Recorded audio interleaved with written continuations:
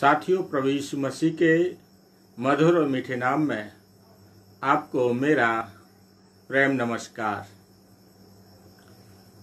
परमेश्वर आप सबों को बहुतायत की आशीष से निरंतर प्रदान करता रहे। आइए हम आज पहला सामुएल और उसके दूसरे अध्याय पर मनन करेंगे। हमने पिछले दिन पहले अध्याय पर मनन किया था। बहुत सी बातें हैं और मनन लंबा हो गया था। मैं देखा तो 42 मिनट का हो गया था। उसके लिए सॉरी, लंबा हो गया था। मैं खुद नहीं समझ पाया, लेकिन अब मैं कोशिश करूंगा कि 30 मिनट से अंदर का रहे। इसलिए हम आज दूसरे अध्याय को 2 भागों में बांटकर मनन करेंगे। आज का जो दूसरे अध्याय में पद 1 से लेकर 11 का जो शीर्षक दिया है, वो शीर्षक लिखा है हन्ना की प्रार्थना। हन्ना की प्रार्थना। जब प्रार्थना शब्द हमारे दिमाग में आता है तो आपने प्रार्थना के ऊपर बहुत संदेश सुना होगा कि जो प्रार्थना है एक हमारे जीवन में श्वास के समान होना चाहिए।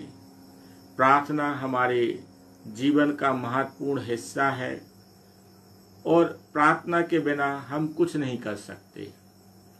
आप ये बहुत सी बातें सुनते हो, ये बातें सही हैं कि यदि आपके जीवन में प्रार्थना नहीं है तो आप इस बात को मानिए, आप में सामर्थ्य नहीं है।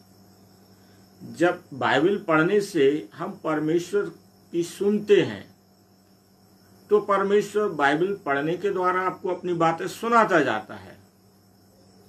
लेकिन जब आप प्रार्थना करते हैं तो प्रार्थना के द्वारा क्या करते हैं, आप अपनी बात परमेश्वर को बताते हैं।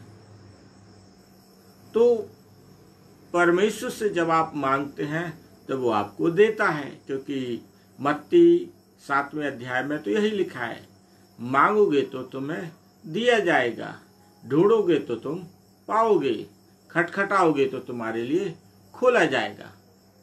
तो प्रार्थना ही वो हमारा हथियार है जिसके माध्यम से हम अपनी हर एक तकलीफ को, परेशानी को परमेश्वर के पास रखते हैं और परमेश्वर आपके प्रार्थना के अनुसार आपको उत्तर देता है।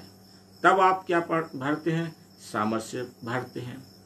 जो जिस चीज को मांगता है परमेश्वर लगभग सभी की बातें बिना उसमें नुक्ताचीनी किए हुए, बिना उल्हायना किए हुए, बिना उसमें जुड़े हुए लगभग बहुत सी बातें हमारे जीवन में दे देता है और हजारों और लाखों चीजें तो बिना मांगे देता है।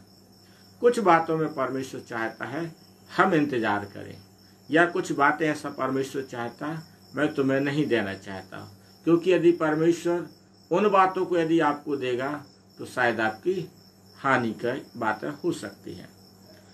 लेकिन आज जो हम हन्ना की प्रार्थना में जो जिन बातों को देखेंगे वो बहुत हमें अच्छे प्रेरित करने वाली बातें हैं, हमें आशीष मिलेगी। तो पहले पद में हन्ना एक प्रार्थना करने का तरीका सिखाती है। पहले पद में लिखा है, तब हन्ना ने प्रार्थना करके कहा, क्या लिखा, हे मेरा मन यहोवा के कारण मगन है, मेरा सींग यहोवा के कारण ऊंचा हुआ है, मेरा मुंह मेरे शत्रुओं के विरुद्ध खुल गया, क्योंकि मैं तेरे किए हुए उद्धार से आनंदित हूँ। तो एक प्रार्थना करने का तरीका हन्ना हमें सिखाती है। नया नियम में प्रभु यीशु मसीह के चेलों ने प्रभु यीशु मसीह से कहा हमें प्रार्थना करना सिखाओ, जिसे हम जानते हैं कि प्रभु यीशु मसीह ने अपने चेलों को प्रार्थना करना सिखाई, जिसे हम प्रभु की प्रार्थना कहते हैं। यहाँ पर हन्ना प्रार्थना कैसे करना चाहिए उस तरीकों को भी ये भी बता रही है। अर्थात यह परमेश्वर से ना इसकी शिकायत है, ना ही परमेश्वर से कुछ मांग रही है, बल्कि ये क्या कर क्या रही है, परमेश्वर ने जो उसके जीवन में उपकार किए हैं, जो उसको उसके आनंद और हर्ष का कारण हुआ है, उन बातों को लेकर परमेश्वर को धन्यवाद दे रही है। जो धन्यवाद उसका, हे मेरा मन यहोवा के कारण से मगन हूं। अर्थात जिसके साथ परमेश्वर खड़ा रहे, जिसके साथ यहोवा खड़ा रहे, उसे क्या होना चाहिए? मगन होना चाहिए, आनंदित होना चाहिए। और भजन संहिता में लिखा भी है, जहां परमेश्वर की उपस्थिति है, दाऊद कहता, तेरी उपस्थिति में आनंद की भरपूरी है। और नए नियम में प्रभु यीशु मसीह जब कहते हैं, जहां मेरे नाम से 2 या 3 एकत्रित होते हैं, वहां मैं उपस्थित होता हूं। और जो प्रभु यीशु मसीह है, स्वर्गदूतों ने मरियम से क्या कहा था? देखो मैं तुम्हें आनंद का सुसमाचार सुनाता हूं। तो आपके साथ यदि परमेश्वर है, प्रभु यीशु मसीह है, तो आपका हृदय कैसे होना चाहिए? मगन होना चाहिए, आनंदित होना चाहिए। ये चीज हन्ना उस समय सिखा रही है, प्रभु यीशु मसीह से हजारों साल पहले की बात है। क्योंकि जो यहोवा है, लिखा है, उसने मेरा सिंह ऊंचा किया है। यहोवा मेरा सिंह यहोवा के कारण ऊंचा हुआ है। स्पष्ट कहती है, आज मैं जो कुछ हूं, मैं अच्छे पद पर हूं, अच्छे स्थान पर हूं, तो उसका कारण ये नहीं है मेरा बल, मेरी सामर्थ्य, मेरी शक्ति है। नहीं, मेरे सिंह को या मेरे पद को और हर बात को ऊंचा करने के पीछे कौन है? यहोवा है। और ये बात मुझे और आपको भी हन्ना से प्रार्थना करना सीखना चाहिए कि आज हम प्रतिष्ठित हैं, सम्मानीय हैं, आर्थिक रीति से संपन्न हैं, हमारा सिंह ऊंचा है, सब बात जो भी आपकी फलने फूलने का कारण है, तो आपको इस बात को समझना होगा कि इसका कारण कौन है? यहोवा है। इसका कारण परमेश्वर है, इसका कारण प्रभु यीशु मसीह है। ये चीज हमें समझना है। और कहती है, मेरा मुंह मेरे शत्रुओं के विरुद्ध खुल गया। कई बार हम अपने शत्रुओं से क्या करते थे? डर के भागते थे कि हमारा शत्रु सामने आ रहा है, सामने से आ रहा, हम बाजू की गली से सामने से आ रहा है, हमने वो रास्ता ही बदल दिया अपने विरोधियों के। लेकिन हन्ना बोलती है, मेरा मुंह मेरे शत्रुओं के विरुद्ध खुल गया। अब हमें जवाब देना आ गया। जवाब देने का मतलब ये नहीं है कि हम हथियार लेके लड़ रहे, झगड़ रहे, वो बात नहीं है। अनावश्यक जो हमारे विरोधी हम पर दबाव बनाते हैं, हम पर अपनी धमकियां थोपते हैं, हमें डराते हैं, और चूंकि हम कई चीज़ों में ना समझ रहते, हम नहीं समझ पाते इनकी युक्तियों को हम किस प्रकार से निपटे। तो आपको इस बात को याद रखना है, अपनी इस प्रकार की सारी चिंता किस पर डालना है? यहोवा पर डालना है, प्रभु यीशु मसीह पर डालना। उसको तुम्हारा ध्यान है, वो तुम्हें मजबूत करेगा। ठीक है ना? इसके बाद, क्योंकि मैं तेरे किए हुए उद्धार से आनंदित हूँ। तो परमेश्वर ने हमारा उद्धार किया है, हम उद्धार पाए हुए लोग हैं, तो हम आनंदित हैं। तो ये जो पहले पद में हन्ना है, अपने जीवन के अनुभव जो परमेश्वर के साथ है, ये उसको बांटती है। और ये चीज़ मेरे और आपके लिए भी बहुत अच्छे सीखने लायक बात है। हमें इन बातों को सीखना चाहिए, क्योंकि वचन कहता है, पौलुस प्रेरित लिखता है, जो बातें फिलिपियों के पत्र में, जो बातें भली हैं, जो बातें अच्छी हैं, मन भावनी हैं, आदरणीय हैं, हमें क्या करना चाहिए? उनका अनुसरण करना चाहिए। तो परमेश्वर की दासी हन्ना जब हमें प्रार्थना करने के विषय में अच्छी रीति से समझाती है, तो हमें सीख लेना चाहिए। दूसरे पद में प्रार्थना में जो होना चाहिए कि वो लिखता है, यहोवा के तुल्य कोई पवित्र नहीं।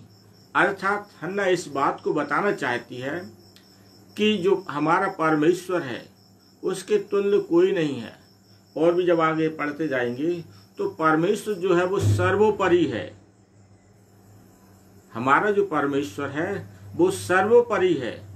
उसकी तुलना तो हमारे परमेश्वर की तुलना किसी से की ही नहीं जाना चाहिए। कई बार लोग तुलना करते हैं ना, आपके ऐसे हैं और उनके ऐसे हैं। हमें तुलना के चक्कर में पड़ना ही नहीं है। कई बार लोग सेखी बगाड़ देते हैं, कई बार मसीह लोग भी प्रभु यीशु मसीह के विषय में और परमेश्वर के विषय में आपको सेखी बगाड़ने के चक्कर में नहीं। जब मूसा परमेश्वर यहोवा से बोलता है, क्योंकि परमेश्वर यहोवा ने झाड़ी में दर्शन दिया और कहा इस्राएलियों से कहना कि मैंने परमेश्वर ने तुम लोगों की सुधि ली है, और मूसा से कहा बताना कि तुझे उनके उद्धार के लिए, छुड़ाने के लिए, दासत्व की गुलामी से छुड़ाने के लिए भेजा है। तो मूसा कई बहाने के बीच में एक चीज और बोलता है, वो लोग जब मैं उनके पास जाऊंगा वो पूछेंगे तेरा नाम क्या है, तो मैं क्या उत्तर दूंगा? परमेश्वर ने कहा, यहोवा परमेश्वर ने कहा, मैं जो हूं सो हूं। अर्थात उसकी तुलना किसी से की ही नहीं जा सकती। तो जो हमारा परमेश्वर है, तुलना करने के लिए आप दूसरों की बातें सुनने के पहले आप बाइबल तो पढ़ लीजिए कि हमारे परमेश्वर ने इतने सामर्थ्य के काम किए हैं कि उसकी तुलना आप दूसरों से सोच भी नहीं सकते। पूरा बाइबल में परमेश्वर की सामर्थ्य भरी हुई है। मैं कई सामर्थ्य के काम आपको गिना सकता हूं, पर मेरा निवेदन है आप पढ़िए। एलिया ने, परमेश्वर ने स्वयं सामर्थ्य के काम किए।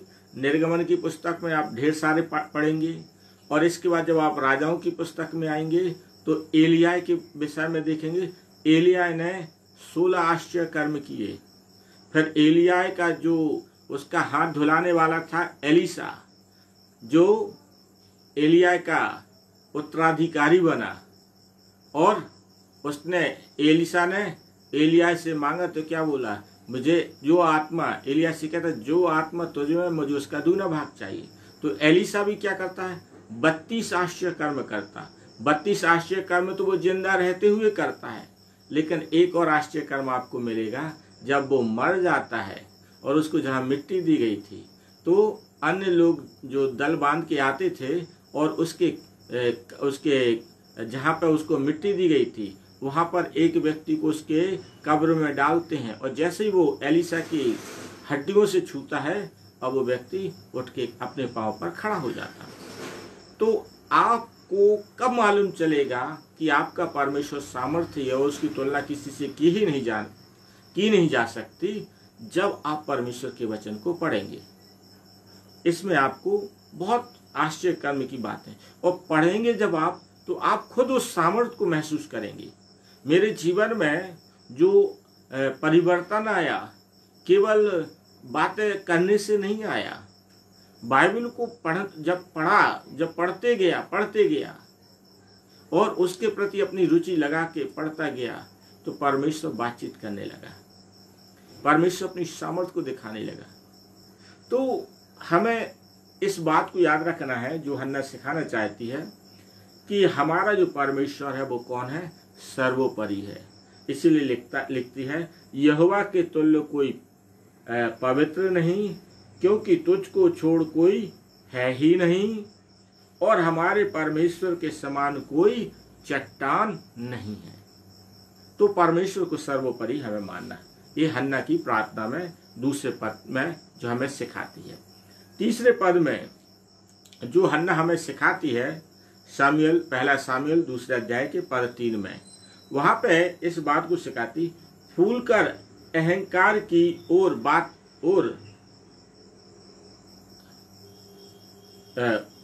फूल कर अहंकार की और बातें मत करो, और अंधेर की बातें तुम्हारे मुंह से ना निकले, क्योंकि यहोवा ज्ञानी ईश्वर है और कामों का तोलने वाला है। अर्थात इस बात को वो चाहती है हम नम्र बने।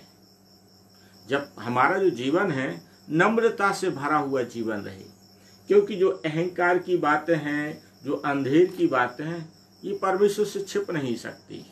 तो हमें नम्र इसलिए बनने की आवश्यकता है क्योंकि परमेश्वर चाहता है हम नम्र और दीन बने, और जब हम नम्र और दीन बनेंगे तो इसके अपने हमें बेनिफिट मिलेंगे, पुरस्कार देता है परमेश्वर।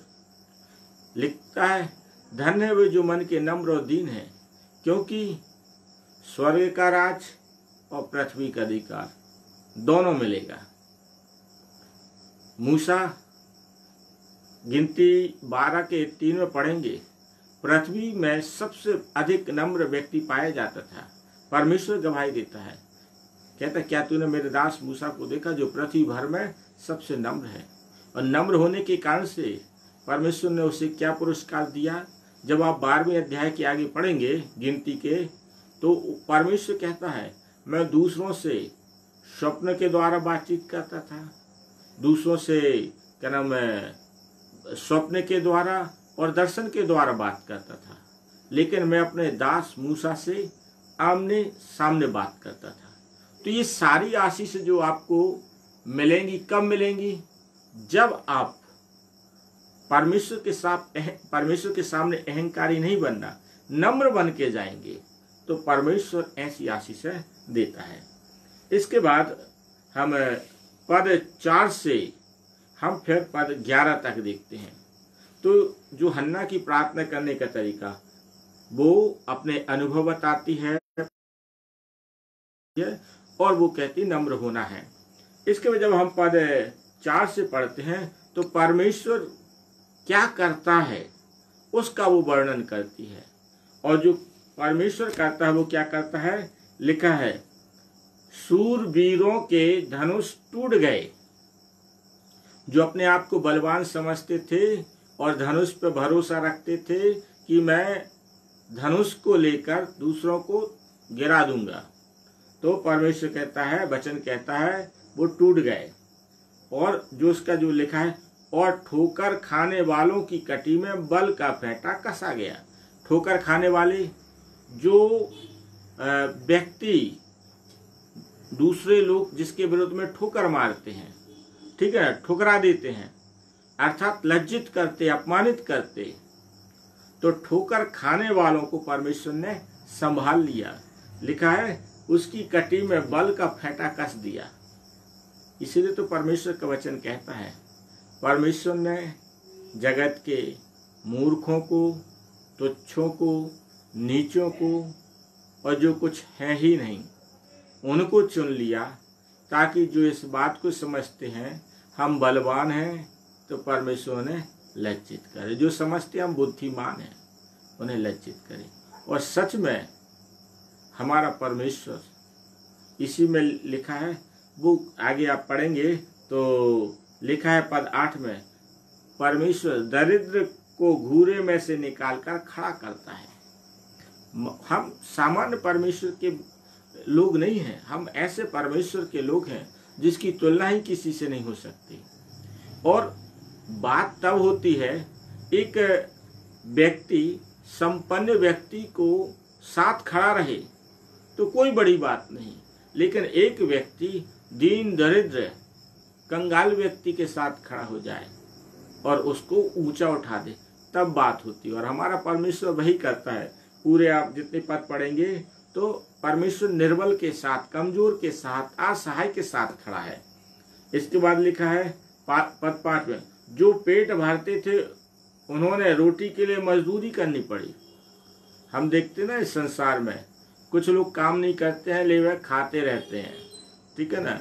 कभी इसका छीन के खाया, कभी किसी और का छीन के खाया, कभी बेईमानी से खाया, कभी छल से खाया, और छल कपट और सब चीज कर करके क्या करते हैं, खाते रहते हैं। परमेश्वर कहता है मुझे छल के तराजू से घृणा आती, पर लोग करते रहते हैं। तो जो इस प्रकार के लोग हैं, तो बताया गया अब उन्हें क्या करना पड़ रहा है, मजदूरी करना पड़ रही है। अर्थात अब बेटा तुम ईमानदारी की खाओगे, बहुत छल कर लिया। जिस दिन परमेश्वर के हाथों में ऐसे लोग पड़ते हैं, परमेश्वर उन्हें उनकी नानी याद दिला देता है, और वो यही बता रही है। तो इस बात को हमें समझना। और लिखा है जो भूखे थे वे फिर ऐसे ना रहे, वरन जो बांझ थी उसके साथ हुए, और अनेक बालकों की माता घुलती जाती है। जो भूखे थे परमेश्वर उनकी सुध लिया, वो उनका परमेश्वर ने भरपेटों ने खिलाया है। और जो बांझ थी वो उसके 7 बच्चे हुए, और जो अनेक बालकों की माता थी अब वो क्या है, घुलती जाती है, दुर्बल होती जाती, कमजोर। अर्थात बच्चे अनेक होने के अनेक तो थे पर कोई काम के नहीं, लेकिन जो बांझ थी यहोवा ने उसे जो दिया श्रेष्ठ दिया। हन्ना के लिए शामूएल बालक दिया, ऐसा श्रेष्ठ दिया कि उसके कारण से परमेश्वर ने हन्ना के जीवन में और आशीष ला दी। हम इसमें आगे पढ़ेंगे। यहोवा मारता और जलाता भी और अधोलोक में उतारता और उससे निकालता। तो आप यहाँ पर ये सारी चीजें 11 पद तक यही बात है। एक तुलनात्मक अध्ययन देखेंगे तो जिसमें परमेश्वर निर्बल और कमजोर के साथ खड़ा है। ये पद पढ़ लेंगे, अपने आप बहुत सी बातें आपको समझ में आ जाएगी।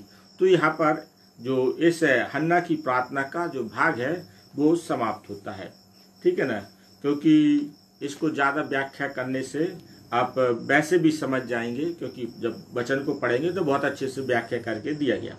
अब इसमें जो दूसरी बात हमें समझना है, जो दूसरी बात है, जो शीर्षक दिया गया है एली के पुत्र, और पद 12 से लेकर पद 17 तक एली के जो पुत्र हैं उनकी गतिविधियों के विषय में बताया गया। और जो एली के पुत्र हैं ये कौन है? ये साधारण लोग नहीं हैं, ये याजक हैं। जो लोग परमेश्वर के भवन में आते हैं सीलोह में और जो बलिदान करने आते हैं, जो भेंट चढ़ाने आते हैं, तो उन भेंटों को उनसे लेकर परमेश्वर के पास ले जाना, यानी वेदी पर बलिदान करना, ये काम एली के पुत्रों का है, जिनका नाम है होपनी और पीनहास। तो एली के 2 बच्चे होपनी और पीनहास हैं। परंतु बाइबल जो यहाँ पर पद 12 में कहती है, इन याजकों को क्या बोलती है? पद 12 में लिखा है, एली के पुत्र तो लुच्चे थे, उन्होंने यहोवा को ना पहचाना। ये बड़े दुख की बात है। ये ऐसे एली के पुत्र याजक का काम करते थे, भेंट बलिदान का काम करते थे, इनके लिए लुच्चे लिखा गया। इनके लिए, क्योंकि इन्होंने ये परमेश्वर को नहीं जानते थे। फिर सारी बातें आप धीरे धीरे आपस में पढ़ते जाएंगे कि आखिर परमेश्वर ने क्यों लुच्चे कहा, क्यों परमेश्वर ने इनके विषय में कहा कि ये ठीक नहीं थे। उसका कारण यही है क्योंकि जो व्यवस्था थी कि जिस बलिदान की कि जो याजक का है, कब याजक को मिलना चाहिए, किस रीति से मिलना चाहिए, पका हुआ मिलना चाहिए, कच्चा, तो सारी बातें यहाँ पर बताई गई हैं। और ये लोग क्या करते थे, अपने नीचे जो सेवक थे उनके द्वारा जो बलिदान चढ़ाने वालों से क्या करते थे, छीनने तक का कार्य करते थे। तो ये सारी चीजें करते थे। इसलिए पद 17 में लिखा, इसलिए उन जवानों का पाप यहोवा की दृष्टि में बहुत भारी हुआ। एली के बच्चों का जो पाप है यहोवा की दृष्टि में भारी हुआ, क्योंकि वे मनुष्य यहोवा की भेंट का तिरस्कार करते थे। याद रखिए, एली परमेश्वर का जन है, और जो एली के बच्चे हैं तो ये भी मंदिर की सेवा टहल करने वाले लोग हैं। लेकिन जो बच्चे हैं वो परमेश्वर की राह पर नहीं चलते। वो जो बच्चे हैं परमेश्वर की दृष्टि में बुरे हैं। परमेश्वर ने तो बहुत अवसर दिया, लेकिन एली के बच्चे नहीं संभले। लेकिन इसमें जब आप पढ़ेंगे तो जो अलग हटके नहीं, जो उन बातों को बता दे रहा हूं जो इसमें छिपी हुई है। एली के बच्चे लुच्चे थे, एली के बच्चे बुरे थे, खराब थे, जैसे भी थे। इसके कहने का अधिकार केवल किसने रखा है? परमेश्वर ने अपने पास रखा, क्योंकि एली अभिषिक्त है और एली के जो दोनों बच्चे हैं वो भी क्या है? अभिषिक्त हैं। और इस्राएली जो लोग हैं ये कितना सिंसियर हैं, इन्होंने क्या देखा नहीं होगा कि एली के बच्चे जो भेंट छीन रहे हैं, तो उन्होंने क्या उन्हें बुरा नहीं लगता होगा? बुरा लगता होगा। जब ये मंदिर में सेवा करने वाली जो स्त्रियां होती थी, सेविकाएं होती थी, उनके साथ एक कुकर्म करते थे, तो क्या लोग देखते नहीं थे?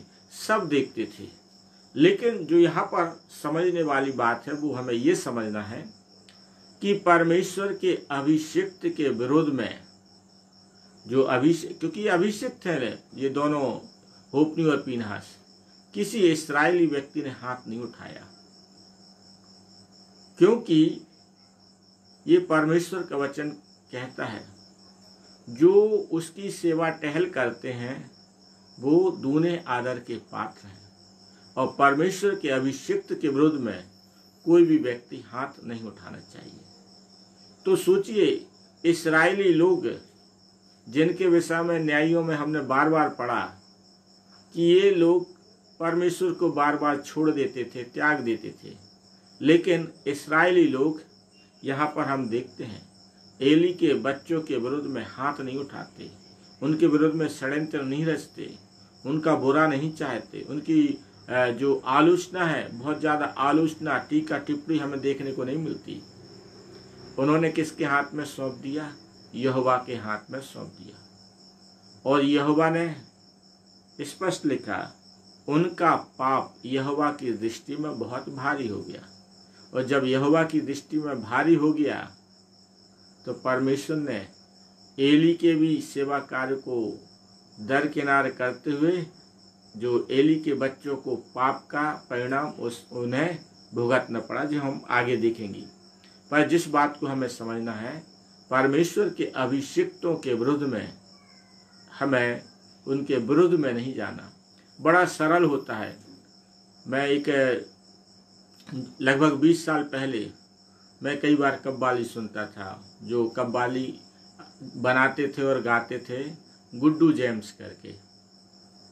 वो परमेश्वर के भक्तों के विरुद्ध में बहुत गीत गाते थे, बनाते थे, लोगों को मनोरंजन आता था।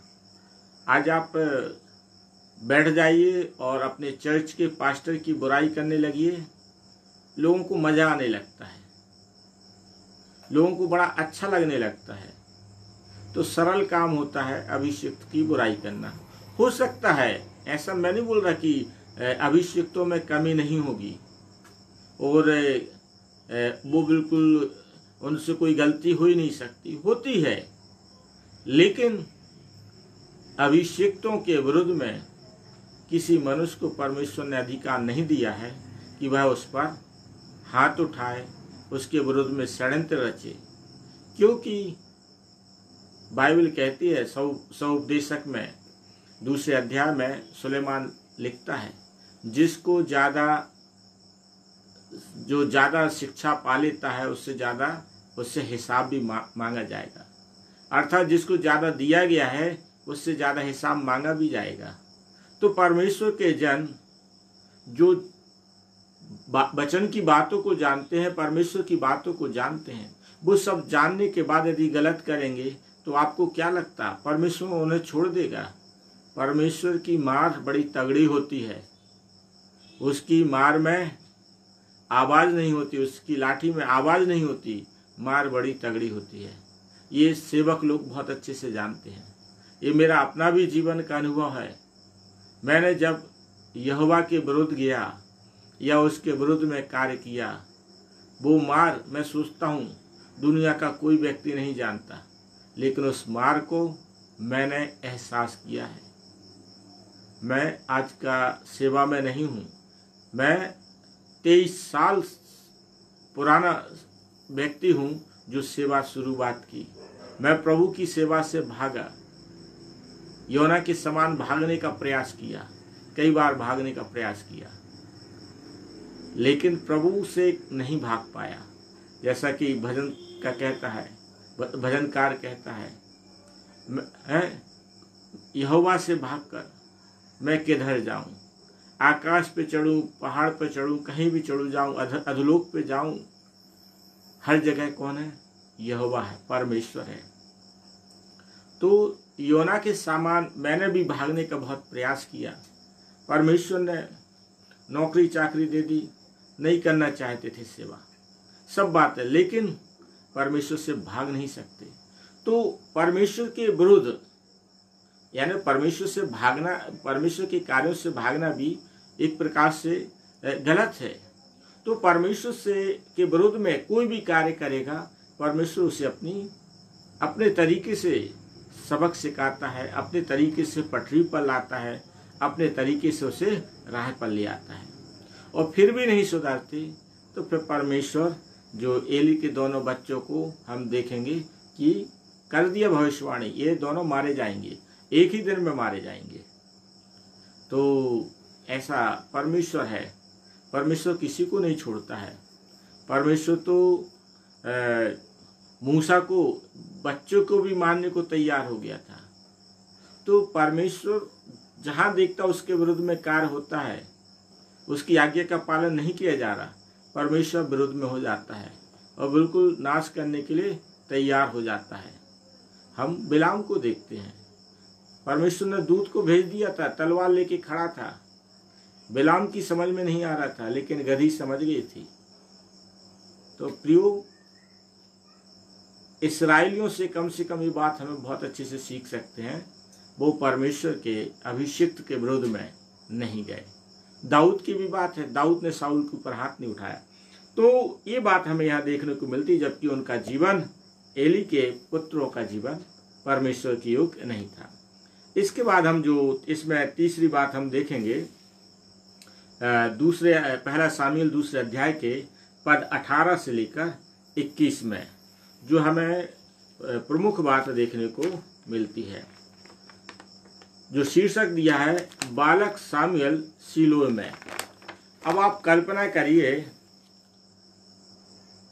सामुएल के माता पिता ने, हन्ना ने अपने बेटे को परमेश्वर की सेवा के लिए दे दिया, और जो सामुएल है छोटी ही अवस्था में, बालक ही था, उस अवस्था से परमेश्वर के भवन में रहने लगा, अर्थात परमेश्वर के यहोवा के सामने सेवा टहल किया करता था। अब आप सोचिए, जब 19वें पद को आप पढ़ेंगे, उसकी माता प्रतिवर्ष उसके लिए एक छोटा सा बागा बनाकर जब अपने पति के संग प्रतिवर्ष की मेल बलि चढ़ाने आती थी, तब बागी को उसके पास लाया करती थी। ये हन्ना जो है और एलकाना है, प्रतिवर्ष कहाँ पर आते थे? शीलो में आते थे, यहोवा को बलिदान करने आते थे और अपने बच्चे के लिए एक बाग बनाकर लेके आते थे। आप सोचिए, हन्ना का हृदय, ठीक है ना, हन्ना के हृदय को आप सोचिए, हमारी समझ से परे है। जिस बेटे को पाने के लिए उसने आंसू बहाकर प्रार्थना की और परमेश्वर ने उसे दे दिया, और उस बेटे को उसने परमेश्वर को समर्पित कर दिया। और एक माँ से यदि कहें उसका बच्चा जब उससे अलग हो जाता है तो माँ के तो प्राण निकल जाते हैं, लेकिन वो हर्ष से भरी है, आनंद से भरी हुई प्रार्थना करती है और अपने बच्चे से मिलने आती है। आप सोचिए, परमेश्वर क्या हन्ना के हृदय की वेदना को, जो आनंद के साथ तो जरूर है, लेकिन उस वेदना को क्या परमेश्वर नहीं समझता होगा कि मैंने जिसे उसे दिया और मैंने उससे मांग लिया।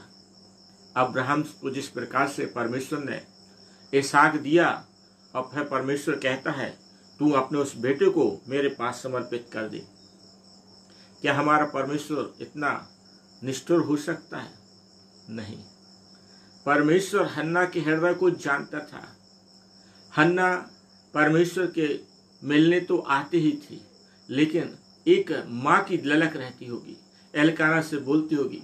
साल में एक बार जाने की बात हमें देखने को मिलती है, लेकिन यदि आप देखेंगे ये तो पूरा साल भर इंतजार करती होगी कि मैं कब परमेश्वर के भवन में जाऊंगी। बोलती होगी अपने पति से, अरे कितने दिन बाकी रह गए, व्यवस्था कर लो, ये तैयारी कर लो, अपने बच्चे के लिए सोचती होगी मैं ये इस कपड़े से बनाऊंगी, क्या क्या नहीं सोचती होगी।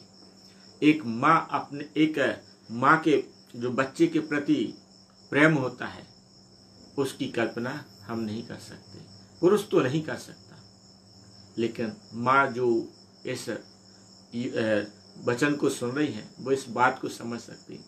वो साल भर इंतजार करती होगी मैं कब अपने बच्चे से, परमेश्वर से तो मिलने जाऊंगी ही, लेकिन कब अपने बच्चे को देखूंगी।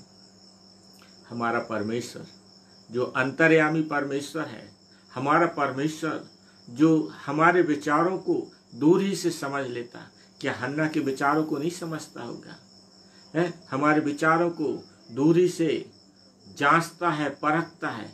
क्या हन्ना के विचारों को, हृदय को नहीं जांचते हुए कि हन्ना आती जिस उत्साह से होगी और जब जाती होगी तो आप कल्पना करो क्या सोचती होगी, मैं अब अपने इस बच्चे को मिलने के लिए मुझे अब 1 साल फिर इंतजार करना होगा। तो कल्पना से परे है एक माँ के प्रेम को। परमेश्वर ने यहाँ पर उसने आंखों से आंसू नहीं बहाए, उसका हृदय रोता होगा और परमेश्वर ने उसके हृदय को रोने को देखा। और जब रोने को देखता है तो हम क्या देखते हैं, 1 मिनट,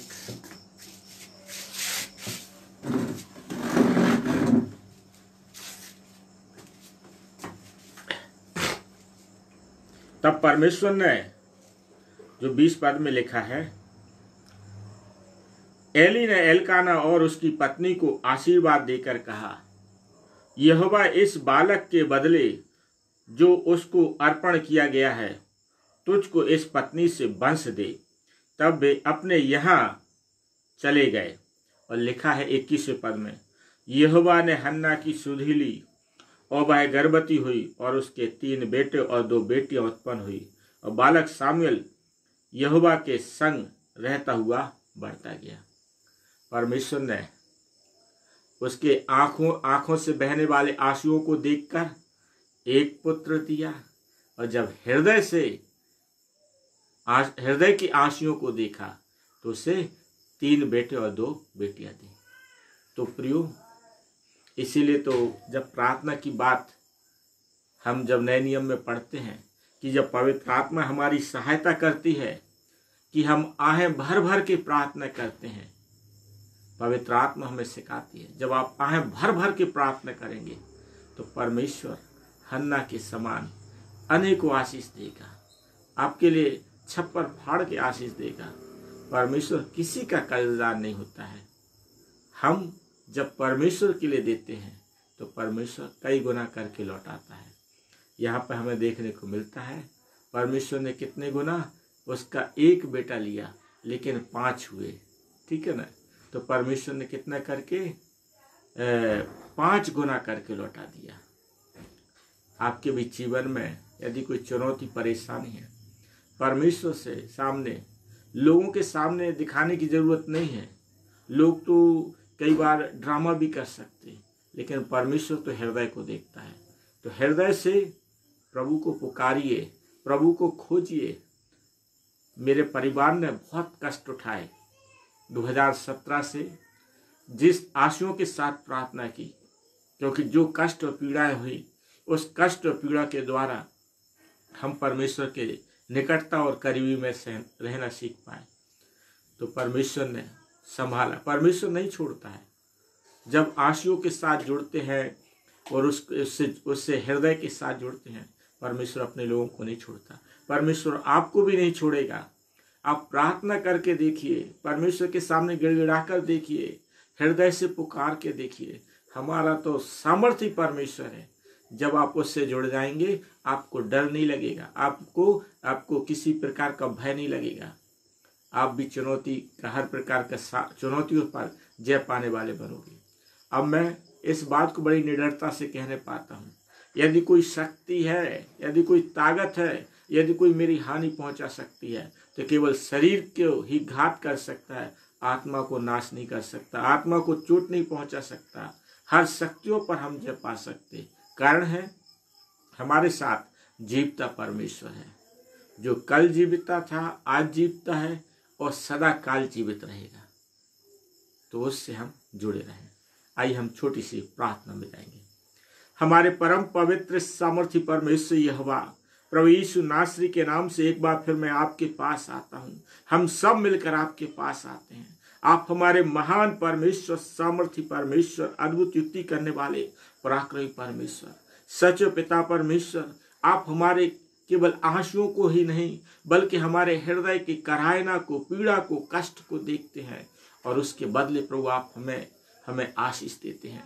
ओ प्यारे प्रभु, हम प्रार्थना विनती करते हैं हमारे उन प्रिय लोगों के लिए जो हो सकता प्रभु कई वर्षों से बीमार हैं, अपने बिस्तरों में हैं, कई वर्षों से प्रभु कई उनके साथ तकलीफें हैं, दुष्ट आत्मा उन्हें सता रही हैं, परेशान कर रही हैं, उनके घरों में आशीष नहीं है और प्रभु कई नुकसान उनके एक के बाद एक होते जा रहे हैं। बेरोजगारी है, तकलीफ है, आमदनी नहीं है, जो भी समस्या है प्यारे प्रभु, हम प्रार्थना विनती करते हैं हमारे प्रिय लोग जब आपको पुकारते हैं प्रभु, आप स्वर्ग से सुनकर इनकी प्रार्थना का हाँ और आमीन में उत्तर दीजिए। और प्यारे प्रभु, हम धन्यवाद देते, आपने भी प्रभु अपने दासों को अधिकार दिया है, जिसे तुम प्रार्थना करोगे, जिसे तुम आशीष दोगे, उन्हें आशीष मिलेगी। ओ प्यारे प्रभु, हम प्रार्थना विनती करते हैं हम अपने उन सब प्रिय लोगों के लिए जो पिता परमेश्वर आज हमारी इस प्रार्थना में शामिल है और पिता परमेश्वर बाद में इस वचन को सुनते हुए शामिल होते हैं। ओ प्यारे प्रभु, आप उन पर दया कीजिए, करुणा कीजिए, आपका अनुग्रह, आपकी सामर्थ होने पाए, आपकी पवित्र आत्मा उतरने पाए, ताकि हमारे इन प्रिय लोगों के जीवन से हर एक तकलीफ और परेशानी यीशु नासरी के नाम से दूर होने पाए। हाँ प्रभु, आपके नाम में सामर्थ है, जो आपको पुकारता है, यस यीशु नाम में सामर्थ है। यीशु नाम से प्रभु मुर्दे आज भी जीवित होते, यीशु नाम से प्रभु लंगड़े चलते, यीशु नाम से हर एक प्रकार की दुख बीमारियां दूर होती हैं, यीशु नाम से शैतान प्रभु डरता है, हर एक दुष्ट आत्मा की शक्ति प्रभु आज भी डरती है और भागती है, डरती और कांपती है। ओ प्यारे प्रभु, हम प्रार्थना विनती करते हैं हमारे इन प्रिय लोगों के साथ, इनकी रक्षा कीजिए, मदद कीजिए, आपका अनुग्रह हमारे इन प्रिय लोगों के साथ बना रहे।